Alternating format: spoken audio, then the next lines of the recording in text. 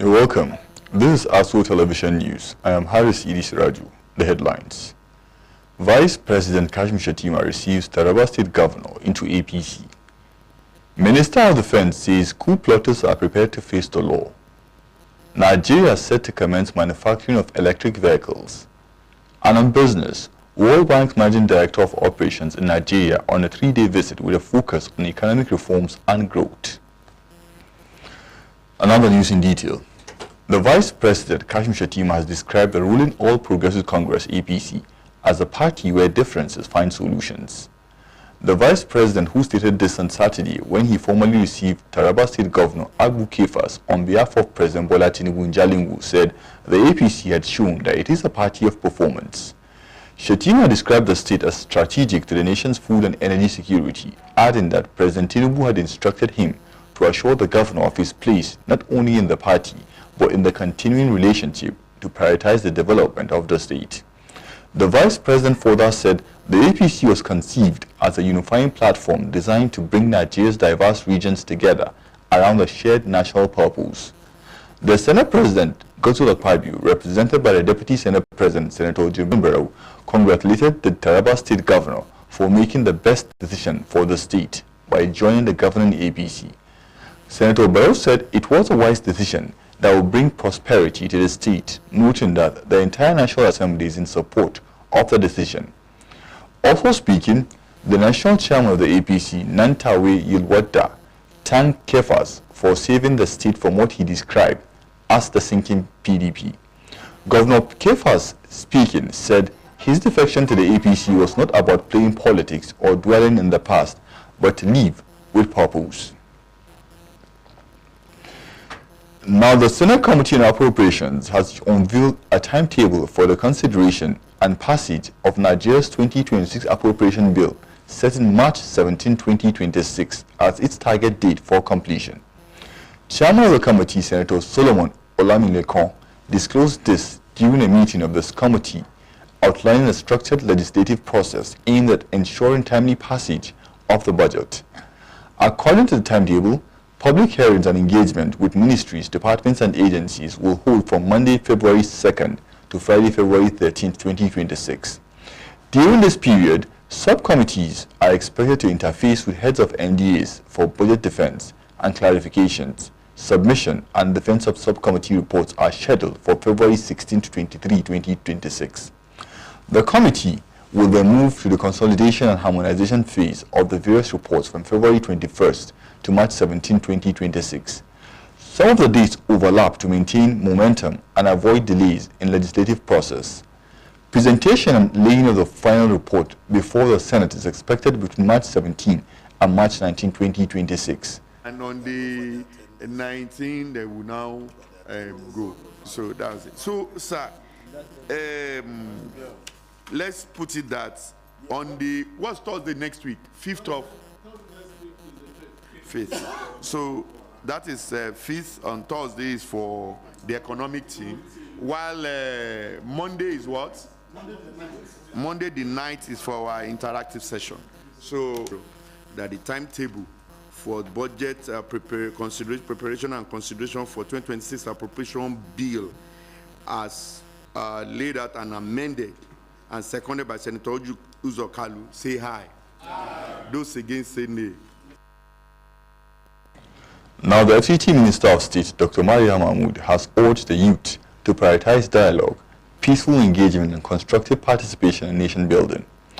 In a statement by her media aide, Austin Elemwe, the Minister of State emphasized that progress is achieved through collaboration, mutual respect, and shared commitment to development, not division. Speaking at the FCT Gbagi Youth Association Conference in Abuja, Dr. Maria Mahmood highlighted the importance of youth involvement in shaping the nation's future. Represented by Honorable Ambu Suleiman Abdullahi, she expressed delight with the Gbagi people's strength, resilience, and aspirations. The minister stressed that the youth are crucial in building inclusive communities and securing a prosperous future. She emphasized the need for collaboration to address challenges facing young people, including access to education, skills development, and employment opportunities. She said the FCT administration remains committed to promoting youth empowerment, human capital development, and inclusive growth.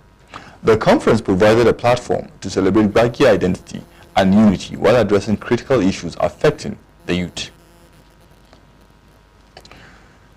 Now, one of the prominent leaders of the All Progressive Congress in the Federal Capital Territory, Zakari Angulu-Dobi, alongside the APC chairmanship candidate for Gwagwalada Area Council, Alhaji Usman Yahaya, graced the annual celebration of the Fadomwa Women Multipurpose Cooperative Society held at Rafin Zurfi, Ekna. The colorful event attracted women groups, party stakeholders, community leaders and supporters from across the area, highlighting the growing role of women in community development and grassroots politics. Speaking on the occasion, Alhaji Usman Yahaya formally presented his manifesto to the women with strong emphasis on women and youth empowerment, improved access to basic healthcare services, enhanced basic and adult education, as well as accelerated rural and community infrastructure development. He assured the women that his administration, if elected, would prioritize inclusive governance and policies that directly impact women at the grassroots.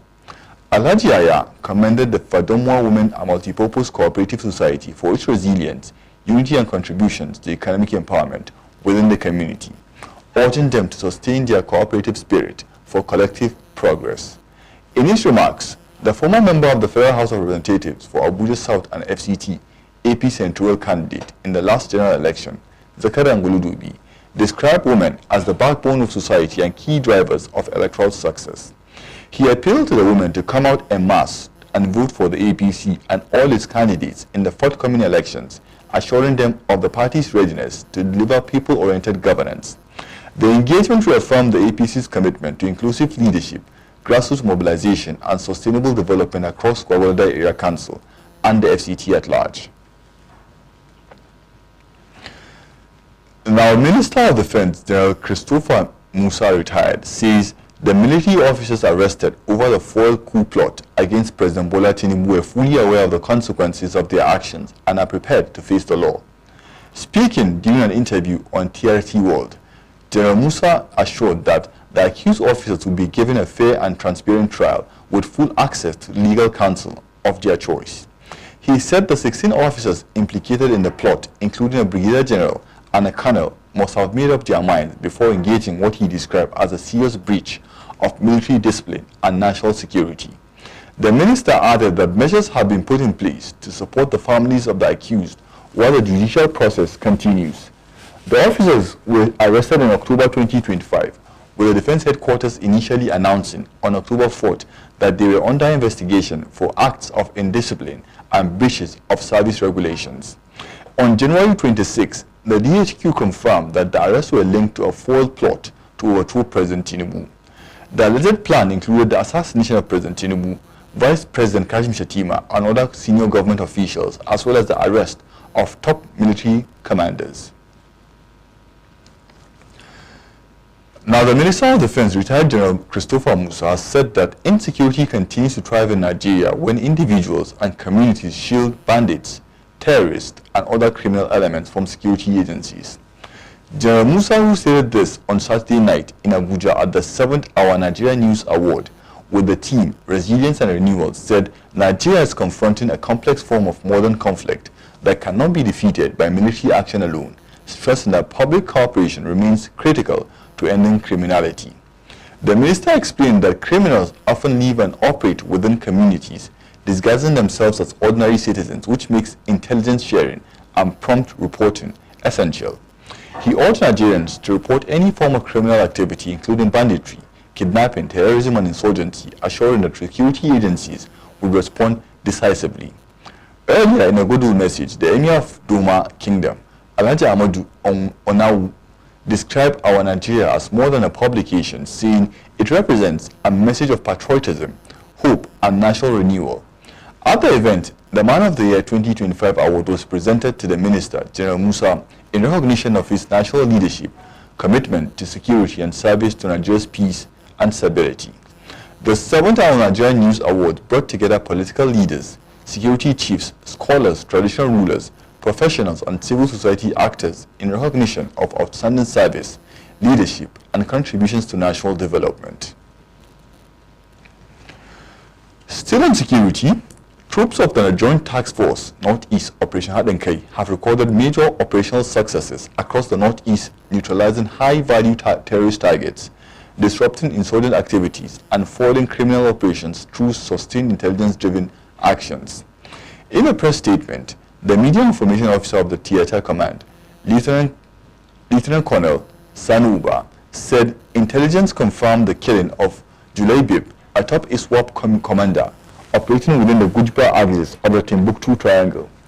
According to him, the terrorist leader was eliminated during an encounter around Kimba, Damboa local government area of Borno State on January 30, 2026.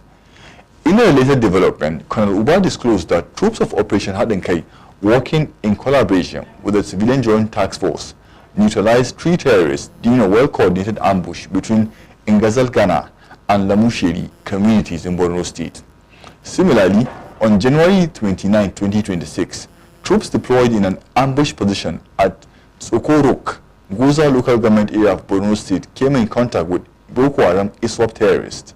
The ambush team engaged the terrorists, forcing them to withdraw. 1 terrorist was neutralized with no casualties recorded on the side of the troops. 2 motorcycles were recovered from the scene. Also on January 28, 2026, troops in conjunction with local vigilantes conducted a fighting patrol along the Amtasa-Washim axis in Hong local government area of Adamawa State. During the patrol, troops made contact with terrorists and engaged them with a high volume of fire, forcing the terrorists to withdraw in this area. The patrol team also rescued a woman abducted by the terrorists and recovered 1 AK-47 rifle with 2 rounds of 7.62mm special ammunition, 1 SMG rifle, and 2 rounds of assorted ammunition. Now moving on, Nigeria is set to commence electric vehicle manufacturing following the signing of a memorandum of understanding between the federal government and South Korea's Asia Economic Development Committee, AEDC. The agreement signed on January 30, 2026 by the Minister of State for Industry and Trade and Investment, John Eno, on behalf of the federal government covers the establishment of an electric vehicle manufacturing plant and the rollout of charging infrastructure nationwide. Announcing the development, the National Automotive Design and Development Council, NADDC, said the initiative positions Nigeria to become Africa's first country to manufacture electric vehicles under a structured national framework. The council said the project will be implemented in phases, beginning with vehicle assembly and later transitioning to full-scale local production. At full capacity, the plant is expected to produce up to 300,000 vehicles annually and generate about 10,000 direct jobs.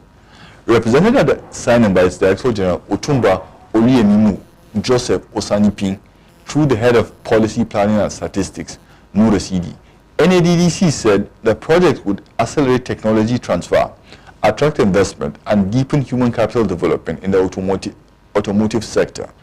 The EV manufacturing project also aligns with Nigeria's energy transition plan, which targets net zero emissions by the year 2060. You are watching ASO Television News. You can watch us live on DSTV channel 392, also on StarTimes TV channel 127 and Free TV channel 507. We are also on the UHF band channel 38. Stay with us for more stories after the break. Good evening and welcome to the greatest show on earth. This is a people's game. They will be bubbling about this one for weeks and months to come. Let's go! Lights, camera, action. Put your mind to it, live the life that you remember. Don't score.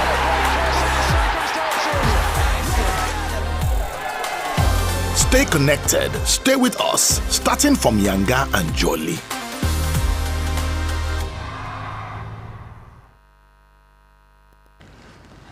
Thanks for staying with us, and the news continues. Corps members have been advised against abandoning the national service for any reason and urged to stay on and contribute to the socio-economic development of the country. The DG of the NYSC, Brigadier General Olakuli, Director General of NYSC, Brigadier General Olakuli Nafiu, gave the advice while addressing the 2026 Batch A Stream 1 Corps members at the orientation camp in Ogun and Oyo states. General Nafiu, who lauded them for obeying the clarion call, also advised them to ensure prudent financial aid management, adding that this would help them during and after the service year. He urged them to appreciate and respect the cultures and traditions of their host communities and be of good conduct at all times. Earlier, the NYC Ogun State Coordinator, Ms. Olayinka Nasamu, had informed the DG that 3,341 corps members, including 975 originally deployed to Lagos State, were registered in the camp, other than that they had conducted themselves responsibly and adapted to the regimented camp life. In Oyo State, the coordinator, Mr. Kaide Olapeters, said the 3,068 registered corps members had demonstrated commendable character, participated actively in camp activities, and were eager to contribute to national development in all sectors. Now, the Dynamis International Gospel Center in Abuja has kicked off preparations for its upcoming Nations Worship in His Presence program. The press conference held at the church auditorium featured inspiring pre-event speeches by various guest artists. The General Overseer, Dr. Paul Enenche, promised a spiritually fulfilling encounter in God's presence. We'll bring you the report. Now, moving to business, the World Bank's Managing Director of Operations, Anna Biede, is on a 3-day visit to Nigeria, focusing on economic reforms and growth. Her visit prioritizes job creation, energy access, and private sector-led growth, with discussions on power, agriculture, and digital infrastructure, and financial markets. Biede will meet with senior officials, including Vice President Kashim Shettima and Finance Minister Wale Edun, to review Nigeria's development progress. The World Bank Group's country partnership framework will guide engagements aiming to accelerate employment generation and inclusive growth. Key initiatives include Mission 300, targeting 300 million Africans with electricity by the year 2030, and the DARES project aiming to deliver clean energy to 17.5 billion Nigerians. Agriculture and food security are also key, with the AgriConnect initiative transforming smallholder farming. The visit highlights international support for Nigeria's reform agenda amid pressure for growth, employment, and improved living standards. The World Bank's portfolio in Nigeria exceeds $16 billion, with IFC investment over $1.2 billion. Now, stakeholders in waste management through the conversion of waste to wealth have called for more participation of youth and strengthened collaboration to boosting financial inclusivity of communities across the country, beginning from the Federal Capital Territory and Nasarawa State. The Chief Executive Officer of PS International, Dr. Mrs. Ibukun Olusote, in Abuja, while hosting the Inception and Familiarization Program for its GEF Small Grants Program, supported Project Affirmed that at bringing together youth participants and stakeholders to discuss project objectives. Ile Emeje brings us the report.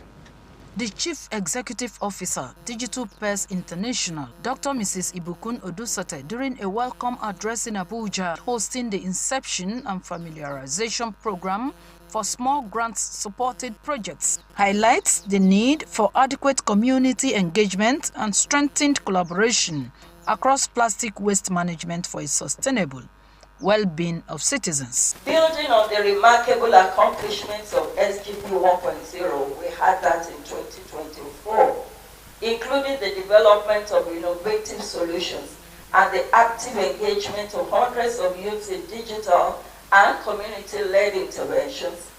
This next phase significantly expands our ambition.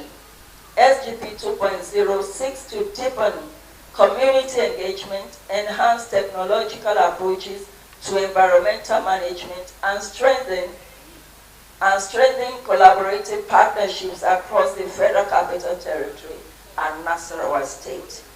It represents a deliberate and strategic effort to harness the energy, ingenuity, and determination of young people to create sustainable and scalable solutions to plastic waste management. Speaking in an interview with newsmen, Dr. Mrs. Olusote hopes effective sensitization towards more engagement of youth for economic growth. Number one, create awareness. It's youth empowerment. It takes away poverty and replaces with money in the hands of people. So we are bringing about creativity, innovation that can bring economic value to people. Other critical stakeholders, including partners and participants, commended the initiative while pledging support. I really want to commend this organization, and the Federal Ministry of Environment is open to this kind of partnerships. you know, where we can come together, rub minds, and develop, because the future belongs to us, the youth. It's very innovative, and it's very good that this second phase, for UNDP to approve the first phase, then approve the second phase, means we are doing a very good job. Or translate this waste into wealth, and we'll now enjoy, and that will lead to economic growth and development. Let us build the capacity of people to be able to address the problems, and let us provide them with the resources to be able to address the problem.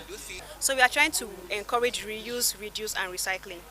We are here to learn the culture of responsible waste management. Ile Emeje, ASO Television News. Now that's the news. I'm Hadi Sidis Raju. Many thanks for watching. Have a great day.